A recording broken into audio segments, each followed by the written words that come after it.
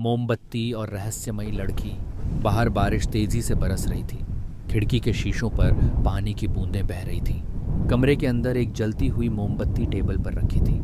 उसकी मध्यम रोशनी दीवारों पर डरावने साए बना रही थी। उसके पास एक पुरानी चमड़े की जिल्द वाली किताब पड़ी थी, जिसके पन्ने समय के साथ हल्के फुल्के झुलस चुके थे। तभी दरवाजे पर जोरदार दस्तक हुई। जेम्स, जो एक अकेला लेखक था, कुछ पल के लिए ठिठक गया। इस तरह के तूफानी रात में वह किसी के आने की उम्मीद नहीं कर रहा था। एक टॉर्च पकड़कर वह धीरे धीरे दरवाजे की ओर बढ़ा। उसका दिल तेजी से धड़क रहा था। दरवाज़ा खोलते ही सामने एक लड़की खड़ी थी। वह पूरी तरह भीगी हुई थी। उसके लंबे बाल उसके चेहरे से चिपके हुए थे। वह मुश्किल से 18 की लग रही थी। कृपया, उसने कांपती हुई आवाज़ में कहा, मुझे मदद चाहिए। जेम्स ने उसे अंदर आने दिया।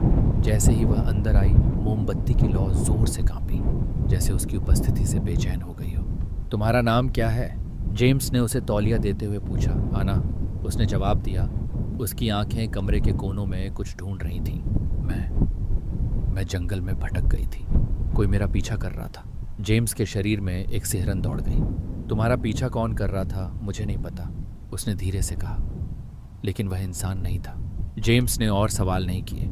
उसने उसे चाय का एक गर्म कप दिया और उसकी कंपकंपी को शांत करने की कोशिश की। लेकिन आना में कुछ अजीब था। उसकी हरकतें बहुत सहज थीं। उसकी आंखें बहुत गहरी और रहस्यमयी। रात गहराते गहराते आना और बेचैन हो गई। वह मोमबत्ती को ऐसे घूर रही थी जैसे उस पर कोई जादू हो। जब जेम्स ने उससे उसके परिवार के बारे में पूछा तो उसने सवाल को टाल दिया। आखिरकार जेम्स ने हिम्मत जुटाकर पूछा, आना, तुम जंगल में क्या कर रही थी? उसका चेहरा अचानक गंभीर हो गया।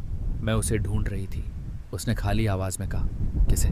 उस आदमी को उसने कांपते हुए मोमबत्ती की ओर इशारा किया, जिसने ये मोमबत्ती जलाई थी। जेम्स सन्न रह गया।